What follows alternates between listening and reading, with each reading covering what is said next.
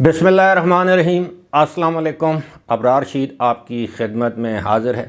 पाकिस्तान में अमरीकी सफ़ीर की मखसूस सरगर्मियाँ और पाकिस्तान के दफ्तर ख़ारजा ने दफ्तर ख़ारजा ने बाकायदा तौर पर इस बात की तस्दीक की है कि पाकिस्तान की फ़ज़ाइया ने अफ़गानिस्तान के अंदर उन ठिकानों को निशाना बनाया जहाँ से दहशतगर्द पाकिस्तान पर हमला आवर होते थे। इस हवाले से भी बात होगी, लेकिन सबसे पहले अमरीकी सफ़ीर की मखसूस सरगर्मियाँ।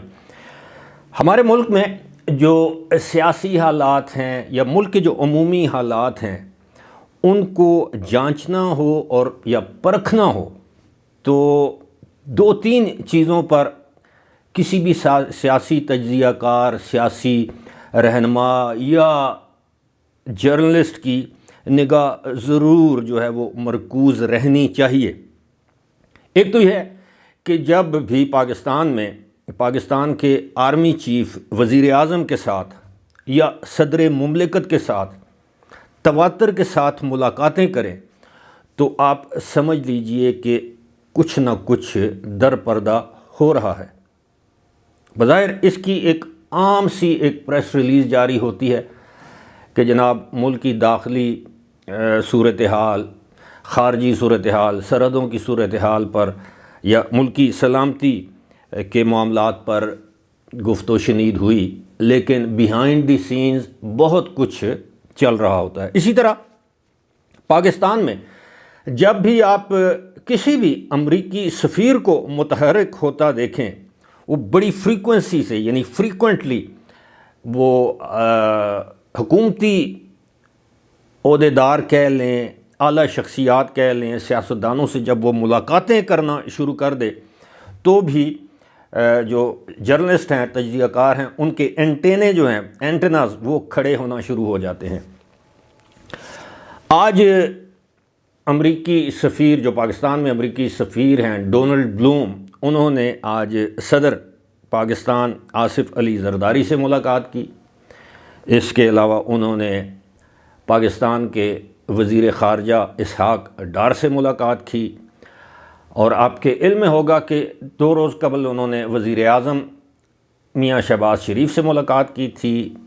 उसी दिन या उसके अगले दिन उन्होंने स्पीकर कौमी असम्बली से सरदार अय्याज सादिक से मुलाकात की थी। अब ज़ाहिर है ये मुलाकातें बज़ाहिर कंग्रेचुलेटरी यानी मुबारकबाद देने वाली मुलाकातें हैं, लगती हैं। उन्होंने वज़ीर आज़म को वज़ीर आज़म मुंतखब होने पर मुबारकबाद दी होगी, अमरीकी हुकूमत एडमिनिस्ट्रेशन का कोई पैगाम पहुंचाया होगा, तहनीती पैगाम। इसी तरह स्पीकर अय्याज सादिक को आज सदर आसिफ अली ज़रदारी को भी उन्होंने वो कर्टसी कॉल कह लें, मुबारकबाद वाली कॉल यानी मुलाकात कह लें। वज़ीर ख़ारजा इसहाक डार के साथ भी यही। लेकिन क्या इन मुलाकातों में सिर्फ़ प्लेजेंट्री एक्सचेंज होती हैं, यानी एक दूसरे को मुबारक सलामत और गपशप और चाय कॉफ़ी जो भी है, या दीगर मामलात भी अंडर डिस्कशन आते हैं? अब ज़ाहिर है जब उन्होंने वज़ीर आज़म से मुलाकात की होगी तो मुल्क की अमूमी सियासी सूरत हाल पर भी बात हुई होगी, वज़ीर आज़म की पॉलिसीज़ के हवाले से कि जनाब आपकी ख़ारजा पॉलिसी क्या हो सकती है, आपकी तरजीहात में क्या है, इकनॉमिक जो हमारी जो स्टेबिलिटी है उसको कैसे हासिल कर पाएंगे, वगैरह वगैरह। IMF का ज़िक्र हुआ होगा। वज़ीर आज़म ने तो ख़ुद कहा है कि मैंने अमरीकी सफ़ीर से कहा था कि IMF के हवाले से इस वक्त अमरीका अपनी जो हमायत है वो पाकिस्तान के हक़ में यानी वोट इस्तेमाल करे, IMF को कहे कि वो पाकिस्तान की इस सूरत हाल में, मुश्किल सूरत हाल में मदद करे। तो इसी तरह वज़ीर ख़ारजा के साथ भी हुई होगी। अफ़गान सूरत हाल, पाकिस्तान भारत सूरत हाल, दीगर जो ख़ारजा के अमूर हैं।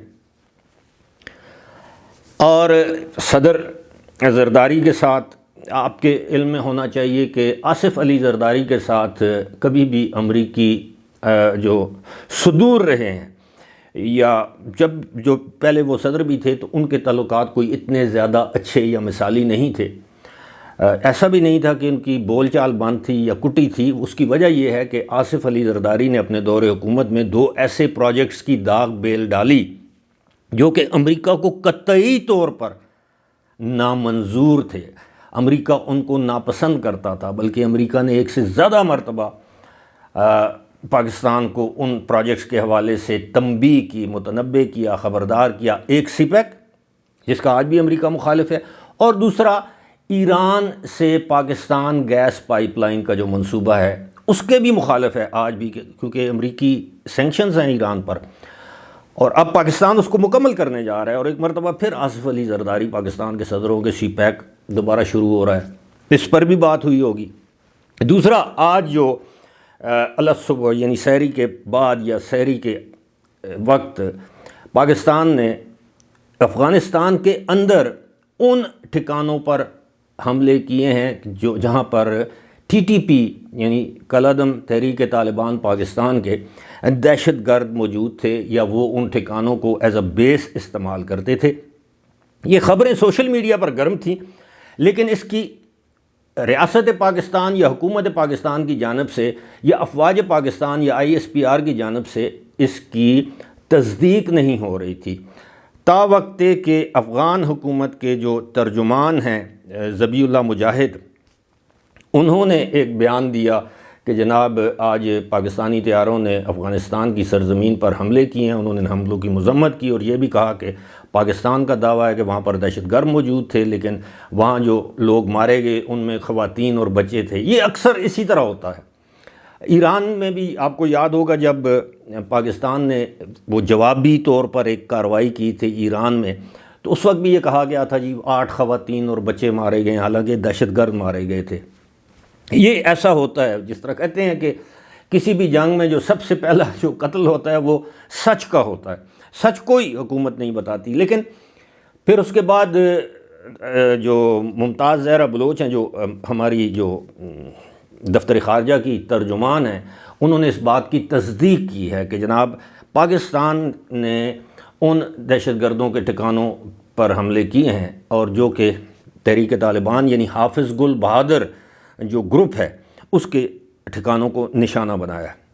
ساتھ ہی ساتھ یہ بھی کہا ہے کہ ہم افغانستان کی جو سرزمین ہے اور اس کی جو ساورنٹی ہے، ہم اس کی قدر کرتے ہیں، اس کا احترام کرتے ہیں. لیکن پاکستان، اس میں کوئی شک نہیں کہ ایک طویل عرصے سے پاکستان افغانستان کی حکومت کو، عبوری حکومت کو یہ باور کرانے کی کوشش کر رہا ہے کہ حضور آپ کے علاقے سے، آپ کے ملک کی جو سرزمین ہے، آپ کا جو معاہدہ ہوا تھا، جس معاہدے میں سہولت کاری پاکستان کی تھی، جسے دوحہ معاہدہ کہتے ہیں، جو امریکہ کے ساتھ طالبان کا ہوا تھا، جس میں واضح طور پر یہ لکھا ہے کہ افغان طالبان افغانستان کی سرزمین کسی بھی ملک کے خلاف دہشت گردی کی کارروائیوں کے لیے استعمال ہونے نہیں دیں گے. لیکن اب بڑے تسلسل کے ساتھ پاکستان پر حملے ہو رہے ہیں. پاکستان کی سیکیورٹی فورسز کو، پاکستان کی پولیس کو، پاکستان کی فوج کو، پاکستان کے سویلینز کو، سیاسی رہنماؤں کو دہشت گردی کا نشانہ بنایا جا رہا ہے. اس میں سینکڑوں افراد جو ہیں وہ شہید ہو چکے ہیں. حالیہ دنوں کی میں بات کر رہا ہوں، 2-4 مہینوں کے اندر اندر. اور 1 سے زائد مرتبہ افغانستان کو یہ باور کروانے کی کوشش کی گئی ہے، ان کو سمجھانے کی کوشش کی گئی ہے کہ ایسا نہ کریں، اس کے نتائج ہوں گے.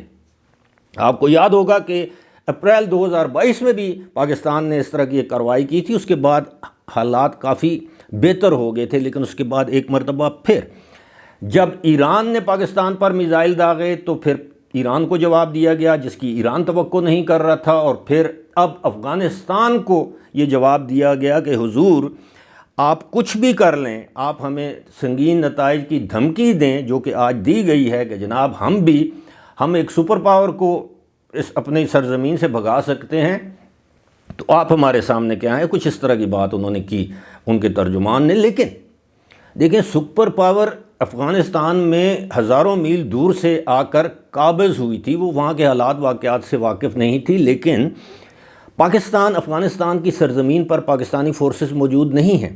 الٹا افغانستان کی طرف سے دہشت گرد پاکستان میں آتے ہیں اور یہاں کارروائیاں کرتے ہیں.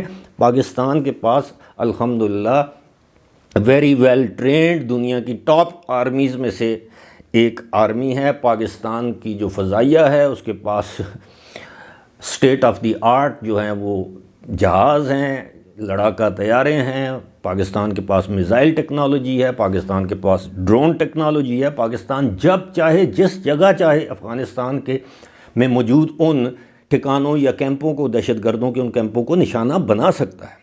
اور اب آج پاکستان نے یہ افغانستان کو یہ بتا دیا ہے کہ آئندہ ایک حملہ ہوگا تو اس کے بدلے میں ہم 2-3 جگہوں کو نشانہ بنائیں گے، جس کو آپ سرجیکل سٹرائک کہہ سکتے ہیں، جس کو آپ ٹارگیٹڈ سٹرائک کہہ سکتے ہیں، کہ آپ نے صرف اپنے مخصوص اہداف کو نشانہ بنانا ہے، جس میں سویلینز کی کیجولٹیز نہ ہوں، جس میں صرف دہشت گرد جو پاکستان میں دہشت گردی کی کاروائیاں کر رہے ہیں ان کو نشانہ بنایا جائے۔ تو اب ظاہر ہے اس پورے معاملے میں پوری دنیا جو ہے اس کی حمایت کا جو وزن ہے وہ پاکستان کے پلڑے میں ہوگا۔ افغانستان کی حمایت کوئی نہیں کرے گا، کہ ساری دنیا جانتی ہے کہ پاکستان میں آئے روز جتنی بھی بم دھماکے ہوتے ہیں، خودکش حملے ہوتے ہیں، دیگر دہشت گردی کی جو کاروائیاں ہوتی ہیں، صرف خیبر پختونخوا میں نہیں بلکہ بلوچستان میں بھی، بلکہ پنجاب اور سندھ میں بھی۔ اس کے پیچھے ٹی ٹی پی اور ٹی ٹی پی کے پیچھے کون ہے آپ سب جانتے ہیں، افغان طالبان۔ اگر افغان طالبان آج ان کی پشت پناہی چھوڑ دیں تو ٹی ٹی پی اپنے طور پر یہ سب کچھ نہیں کر سکتی۔ تو میرا خیال ہے کہ آج افغانستان کو یہ جواب مل گیا ہے۔ اب ہمارے بہت سے ایسے پشتون بھائی ہوں گے جن کے دل میں افغانیوں کا درد جاگے گا، لیکن انہیں یہ یاد رکھنا چاہیے کہ اگر آپ پاکستان میں رہتے ہیں تو پھر پہلے آپ پاکستانی ہیں، چاہے آپ پختون ہیں، چاہے آپ سندھی ہیں، بلوچی ہیں، پنجابی ہیں، مہاجر ہیں، کسی اور قومیت سے آپ کا تعلق ہے، تو آپ کی ہمدردیاں پاکستان اور پاکستان کی سرزمین سے ہی ہونی چاہیے۔ فی الحال مجھے دیجیے اجازت، خدا حافظ۔